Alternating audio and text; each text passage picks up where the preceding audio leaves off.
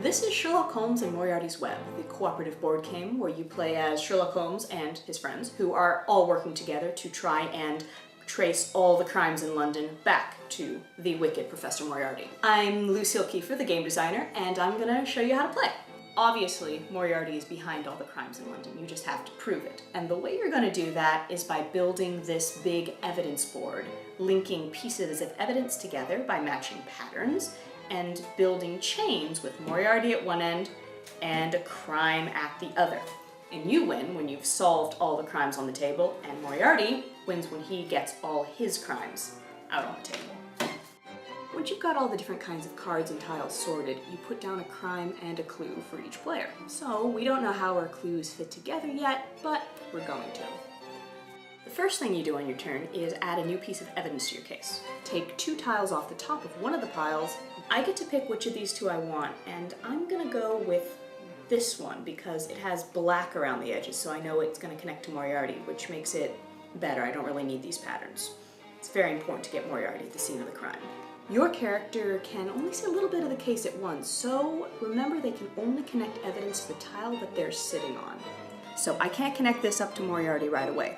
What I can do is I can connect this to me, I can connect this to me, I can bring him over here and connect that to me, and then I get 2 moves. So I can move 1, connect up Moriarty, and then for 2 I can move back here.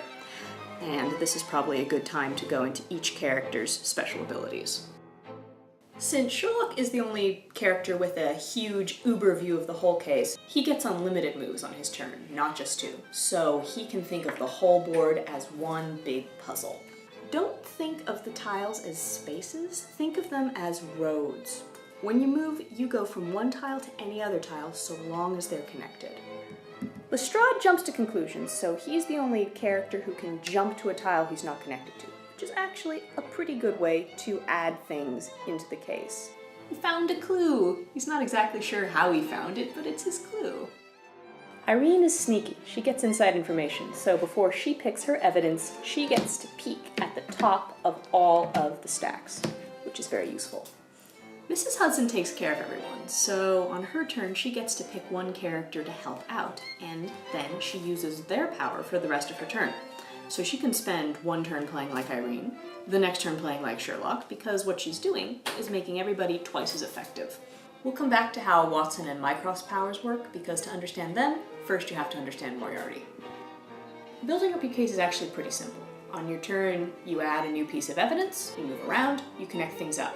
But after you go, Moriarty gets to go. Always draw as many Moriarty cards as there are unsolved crimes on the board. So right now I count 3 unsolved crimes, which means 3 Moriarty cards.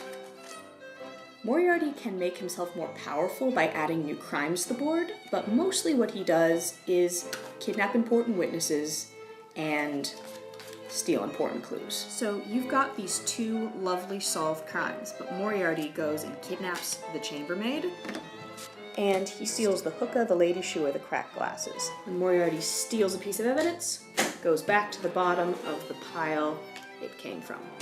You can have a wonderful, lovely solved crime, but now it's all unsolved again, which is a really good reason to have Watson on the case. Watson defends the board. So at the end of his turn, what he gets to do is sit between 2 pieces like this and protect both of them from getting removed by Moriarty. If anyone else wants to protect a piece, they have to double up so they can watch each other's backs. If Moriarty steals a tile that someone is on by themselves, they get kidnapped. You can't do anything until someone uses one of their moves to come and get you, and one of their moves to move both of you away.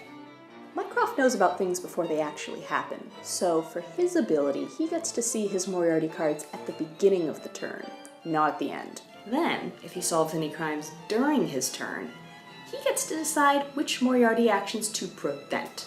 Since he solved 2 crimes here, these 2 Moriarty cards just didn't happen. The second every crime on the table is connected back to Moriarty, you've won. London is safe. However, if Moriarty manages to commit all the crimes in his stack, then he's won, and you're just gonna have to play again. Good luck! And if you need any more hints on how to defeat Moriarty, check out other videos. Subscribe to find out what we're doing next, and have a great time playing. The game is afoot.